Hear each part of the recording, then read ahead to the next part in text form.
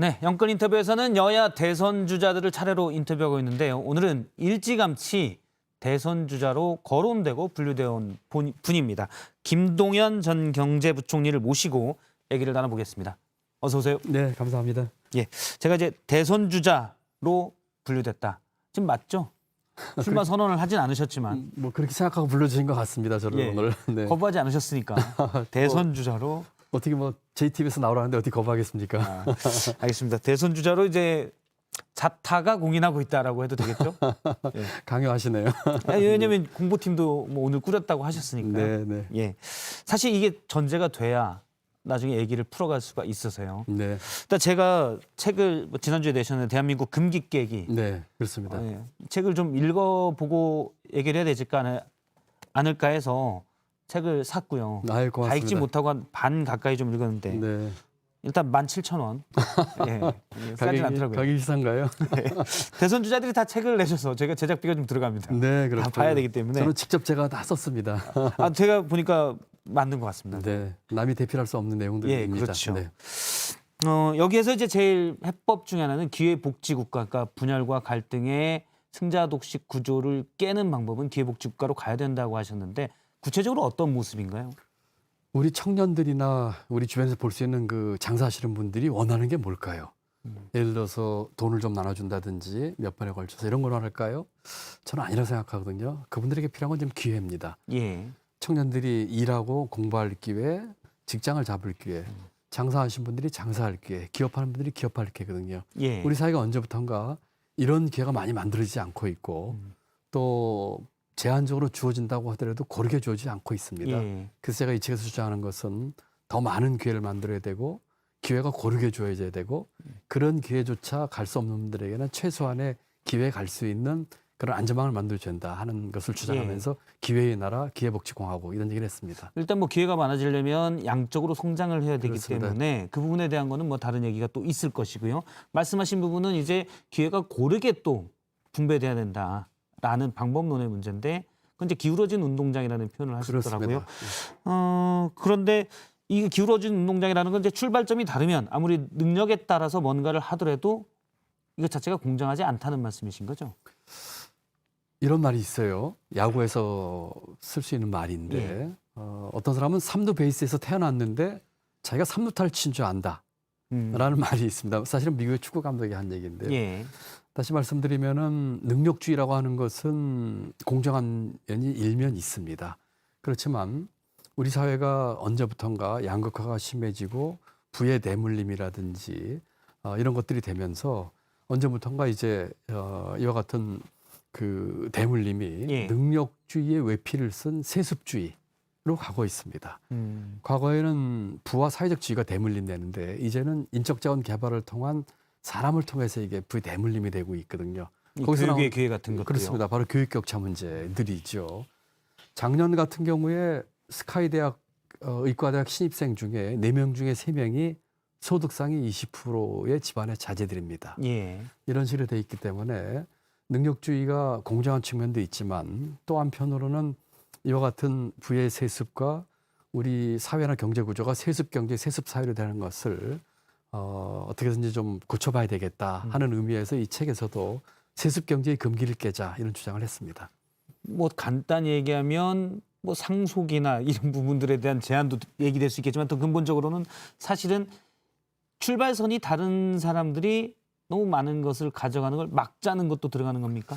막자는 것도 있지만 그렇게 주어지지 않는 분에게 기회를 또 기회를 더 만들어줘야죠. 만들어주는 예를 들면은 어떤 기회의 할당 같은 것도 있을 수가 있겠죠. 예를 들면요. 지역의 어떤 인재들이 지금 이제 지방에서는 교육이나 취업의 기회가 없다고 하거든요. 예. 그럼 공기업이라든지 이런 데서 지금 지역 인재를 뽑긴 합니다만 더 늘린다든지. 대학에서도 이제 지역 균형 인재 선발을 맞습니다. 하죠. 예, 그런 선발도 하고 있는데 조금 더 늘려서 저는 한국형 대학 도시를 만들어서 그런 곳에 있는 국공립대학 같은 경우는 기회 할당제 같은 것도 필요하다고 생각을 하고 예. 있고요.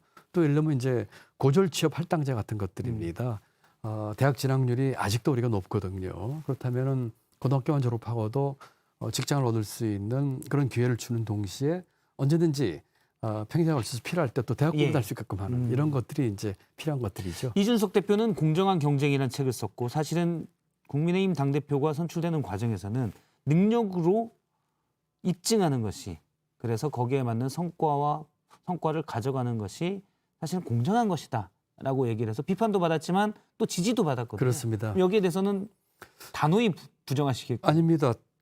긍정적인 부분이 있고 부정적인 부분이 예. 있죠. 긍정적인 부분이라고 하는 것은 그와 같은 능력주의를 시연할 수 있는 장이 공정하게 이루어진다면 그것은 맞는 것이죠. 그렇지만 그렇지 않은 경우가 또 예. 있겠지요. 예를 들어서 대기업 응시를 하는데 응시 자격을 얻었으니까 공정하다고 볼 수 있지만 가서 보니까 어떤 사람은 집이 어려워가지고 혼자 독학을 해서 영어 공부를 했는데 주변에 있는 많은 사람들은 유학도 갔다 오고 어학연수도 갔다 오고 한번 쳐보시지요. 예. 그렇다면 그 사람의 그 능력은 과연 그 사람의 그 어떤 능력 자체를 평가할 수 있는 것인가?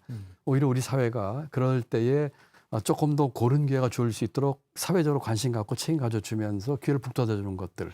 그럼으로써 능력주의의 어떤 외피를 쓴 세습주의를 예. 막는 것들이 사회 역동성을 훨씬 높이는 것들이거든요. 이렇게 이해하면 되겠습니까? 그러면은 어느 정도 기반 위에서 출발한 사람들은 능력 위에서 공정하게 경쟁을 해서 그 성과물을 가져가는 것을 하고 그런 기반이 제대로 주어지지 않은 분들에게는 많은 기회를 줄 수 있는 그렇습니다. 그런 그게 이제 기회를 정부의 역할이라는 부분인 거죠. 정부와 사회 역할이죠. 예. 네, 그렇습니다. 근데 사실 그 선을 그럼 어디서 사회 안전망을 어디까지 기회 안전망을 예를 들자면 어느 선까지 두텁게 할 것이냐의 문제가 있게 남겠군요. 그렇습니다. 그거는 거의 뭐 예술의 경지지요. 예. 그렇다면 우리가 사회 안전망 또는 혁신 안전망, 실패해도 재기할 수 있는 혁신 안전망을 충분히 깔아주면서 예. 그러면서 거기에서 그런 창의와 또 자기 자신의 어떤 진취적인 도전을 통해서 그 능력을 갖게끔 하고 또 공정한 경쟁을 하게끔 만드는 것이 필요하겠죠. 예. 뭐 쉽지는 않을 것 같습니다. 왜냐하면 그 안전망의 두께가 어느 정도냐에 따라서 재정의 문제가 들어가고 재원이 필요한 부분이기 때문에요. 물론 철학도 중요하겠지만 착한 소득 격차라는 대목이 눈에 띄었는데 일단 제가 책에서 본 내용으로는 뭐 사실 쉽게 이해는 안 되더라고요. 이런 거죠. 우리 국민이나 우리 앵커께서 예를 들어서 대기업 CEO와 초등학교 교사와의 임금 차이는 얼마나 나면은 좋을까요?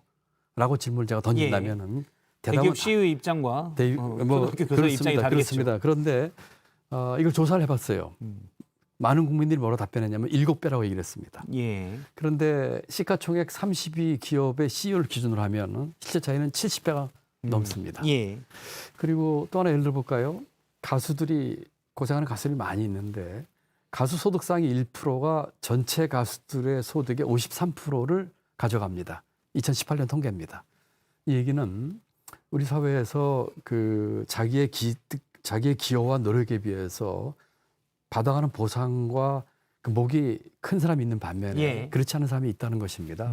그렇기 때문에 기여와 노력에 비례한 공정한 소득 격차가 착한 예. 소득 격차지요. 제 책에서는 그와 같은 것을 얘기하면서 예를 들면은 우리 노동시장 구조를 많이 얘기했습니다. 예컨대 비정규직을 모두 정규직화하는 건 불가능합니다. 예. 모두에게 괜찮은 일자리가 들어간 것도 불가능하고요. 또 안정적인 일자리도 생길 수밖에 없고요. 앞으로 AI나 로봇 때문에 특히 더욱 그럴 겁니다. 그렇기 때문에 동일 노동, 동일 임금의 원칙을 할 수 있도록 하는 직무급 제도의 도입이라든지 예. 또는 아까 말씀드린 것처럼 비정규직이나 불안정한 직업을 가진 분들도 어느 정도의 소득을 살 수 있게끔 하는 그 자기 기여와 노력에 따른 보상이 가도록 하는 그런 제도 개선을 이 책에 소개를 했습니다. 그러면 사실은 그러니까 밑에서 안전망을 두텁게 하는 거는 이해가 되는데 네네. 예를 들어서 본인의 능력, 그러니까 유전자가 좋아서 그랬을 수도 있고요. 그렇죠. 이것도 어떻게 보면 기울어진 운동장인데 또 하나는 아니면 본인이 부단한 노력을 해서 얻어낸 성과일 수도 있는데 예를 들어 어떤 요리사가 음식을 너무 잘 만들어서 그 집에 손님이 엄청 많고 그렇지 않은 곳은 뭐 평범한 음식점은 좀 평범했다. 그러면 이 능력이 뛰어난 이 능력은 유전이거나 또는 본인의 노력에서 얻어낸다고 했을 때 여기서 얼마나 정도의 성과를 줘야 되는지 이거를 예를 들어 캡을 씌우는 게 가능할지 아닙니다. 의문이 드는데요. 그건 시장에서 결정할 겁니다. 그럼 그분의 능력이 많은 사람에게 많이 주는 건 많이 시장이 주는 것은 결정한다는 시장이 거죠. 결정을 하는데 다만 적은 부분은 기회를 주는 거는 이제 기회를 정부가 하는 주고 거고요. 맞습니다. 그리고 또 그럴 소질이 있거나 그런 잠재력이 있는 분들에게 기회를 만들어주고 그렇게까지 할 수 있는 기회를 만들어주는 것은 우리 사회가 같이 고민해야 될 예. 부분이죠. 알겠습니다. 지금 말씀하신 이 책을 보면 처음에 머릿말에 나오는 얘기가 우리 대한민국이 제대로 가기는 절박함을 위해서 책을 썼다라고 했는데 대선 주자로 어떤 권력을 통해서 본인의 이상과 비전을 구현할 수가 있잖아요. 그런데 이제 거기에 대한 그릇이 필요합니다. 이 부분은 이제 전략적인 방법론이라고 얘기할 수 있겠는데 일단 국민의힘 의원 40여 명이 낸 성명인데요. 거기에 김동연 전부총리의 이름도 나옵니다. 잠깐 들어보겠습니다. 네네. 김동연 전 경제부총리 등 국민의 기대를 받는 다른 주자들께도 호소드립니다. 정권 교체를 위한 가장 확실하고 효과적 플랫폼에서 범야권 주자들이 모두 모여 한바탕 축제 같은 경선을 벌여갑시다. 예, 국민의힘 의원들이 성명을 냈습니다. 물론 윤석열 후보도 더 힘을 줬긴 했는데요. 국민의힘에서 정권 교체를 위해 오라고 하셨는데 가시겠습니까? 지금 야권에서는 예. 묻지마 정권 교체를 생각하고 있는 것 같습니다. 정권 교체를 이룰 수 있는 사람이라면 누구라도 와서 예. 그 목표를 달성했으면 하는 것 같습니다. 반대로 여권에서는 정권이 교체되면 큰일 난다, 다칠 수도 있다 하는 생각을 가지고 정권 그 재창출에 모든 힘을 다기는 것 같습니다. 저는 이렇게 생각하는데 만약에 이쪽 저쪽에서 주장하는 대로 정권 재창출이 됐든 정권 연장이 됐든 했을 적에 과연 우리 사회나 경제가 안고 있는 구조적인 문제를 해결할 수 있을까? 예. 지난 20년 동안 반복된 모습들이에요. 서로 싸우고 갈등하고 투쟁하고 내 편 아니면 네 편이고 이런 구도로 지난 20년 지나오면서 예. 정치가 이런 경제사회 문제를 해결하지 못했고 오히려 갈등을 조장했습니다. 지금 말씀은 이제 둘 다 안 된다는 거잖아요. 그렇습니다. 이전에 보아오니 그러면 새롭게 세력을 규합하시겠다는 겁니까? 왜냐하면 사실 여러분들이 예를 들어 뭐 안철수 지금 국민의당 대표의 새정치도 있었고요. 많은 기존의 정치 세력의 교체를 얘기했지만 현실적으로 어렵고 안 됐거든요. 김동연 정부총리의 계획은 어떤 겁니까? 이런 거죠. 아까 말씀드린 것처럼 지금의 기존에 있는 정치 세력으로 이와 같은 사회 경제 문제를 풀 수가 없고 또 제가 지난 부총리를 그만두고 2년 반 동안 만났던 수많은 사람들 제가 전국을 많이 다녔거든요. 이런 얘기를 합니다. 바꿔달라. 예. 그리고 이제 좀 싸우지 말고 같이 좀 사는 길을 찾아보자. 국민의 인내심도 이제 한계에 다다르고 있다. 이런 얘기를 하고 계시거든요. 그렇기 때문에 저는 우리 경제 사회의 이런 문제를 풀기 위해서 기존의 그 정권 뭐 교체나 예. 또는 재창출 같은 걸 뛰어넘는 정치 세력 교체와 의사결정 세력의 교체가 필요하다고 생각을 합니다. 그런 바탕은 충분히 돼 있다고 생각을 합니다. 왜냐하면은 정치권만 모르고 있는 거예요. 자기들끼리의 정치 문법을 쓰고 있고 또 문제는 우리 시장 중에서 가장 진입장벽이 높은 시장이 정치 시장입니다. 정치 시인들 이런 생각 가진 사람들 정치 시장에 진입할 수가 없는 게 어렵죠. 어렵습니다. 다른 어떤 시장보다 더 어렵습니다. 경제적인 어떤 시장보다도 더 어렵습니다. 그렇기 때문에 이 구도를 깨지 않고는 우리 경제사회 문제를 해결하지 못하고 반복될 것이다. 그렇다면은 새로운 세력이 나와야 될 것이고 그 새로운 세력이 나오는 형태는 여러 가지가 있을 수가 있겠죠. 가장 좋게는 기존의 정치권이 반성하고 환골탈태해서 바뀌면 제일 좋겠어요.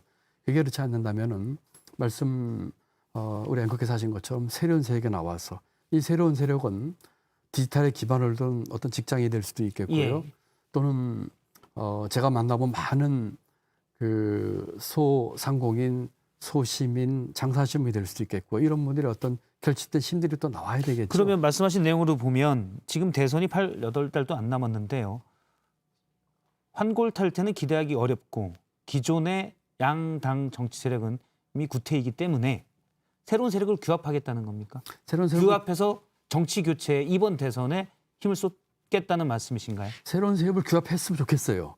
그리고 이게 이와 제가 같은- 말씀드린 게 너무 그렇습니다. 이상적이어서 그러니까 이런 취지를 얘기해서 정말 많은 분들이 동참을 하도록 노력을 예. 하겠습니다.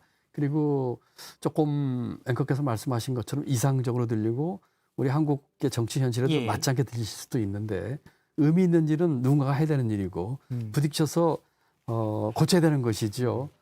한 번에 끝날 수도 있고 두 번에 끝날 수도 있고 몇 달에 끝날 수도 있고 좀 더 갈 수도 있겠죠. 그렇지만 해야 될 의미 있는 일이라면 누군가 해야 될 일이고 그러면 그와 같은 예. 것들은 아까 말씀 주신 것처럼 이런 취지에 찬성하고 동참하는 많은 분들을 좀 그 모으고 또 세력화도 하고 해서 우리 지금의 정치판에 경종도 울리고 예. 정치판을 바꿔봤으면 좋겠어요. 제가 그러면 이렇게 여쭤보겠습니다. 지금 이번 대선은 네. 시간이 멀리 남지 않았기 때문에요. 현실적으로 새로운 세력을 규합해서 되면 좋겠지만 그렇지 않을 가능성도 상당히 크기 때문에 이번이 아니어도 말씀하신 대로 의사결정 세력의 교체, 정치 교체 활동을 계속 앞으로 하시겠습니까? 그러니까 꼭 이번 대선이 아니어도 좋다는 말씀이신지 아니면 대부분의 정치인들이 그렇게도 하고 있지만 현실적인 힘 때문에 타협을 해서 그나마 새로운 세력을 규합해서 정치 교체 가능성이 큰 기존의 정치 세력과 손을 잡을 가능성도 있는지요? 이번에 했으면 좋겠습니다. 그리고 이번에 하는 것을 저는 목표로 하고 있습니다. 그리고 지금의 단계에서 기존의 정치 세력과 손을 잡을 수도 있다는 말씀이신가요? 지금의 상황으로서는 기존의 정치가 손잡고 싶은 생각도 없습니다. 예. 왜냐하면 아까 말씀드린 것처럼 해결이 안 될 거라고 생각을 하기 때문이고요. 또 이 제가 하려고 하는 이와 같은 일의 의미는 예. 어떤 새 유불리나 결과를 보고서는 거기에 맞춰서 가고 싶은 생각이 없습니다. 그래서 의미 있게 또 가능하면 이번 어떤 길지 않은 시간 내에 그런 호소도 하고 세력도 예. 모으고 뭔가 좀 변화를 이루고 정치판을 바꾸는 그런 노력을 그러면 다시 하려고 한번 합니다. 이렇게 여쭤보겠습니다. 그러면 이번 대선은 이미 구태로 황골탈퇴 가능성이 거의 없는 기존의 정치 세력과는 손을 잡을 가능성이 거의 없다.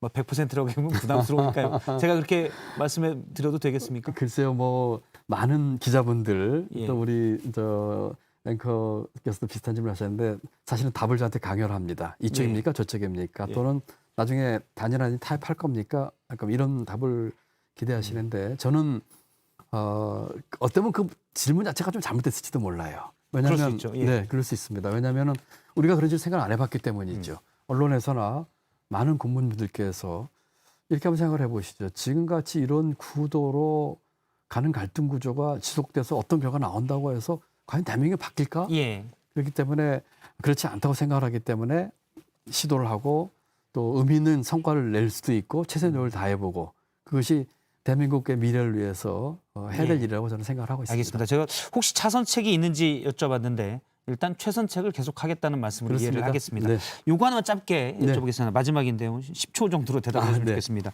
책 12페이지에 내가 하든 남이 하든 나라를 바꾸는 일에 쓰이는 내용을 만들고 싶다. 남이 하든 그렇습니다. 다른 대선 주자를 도와줄 용의가 있습니까?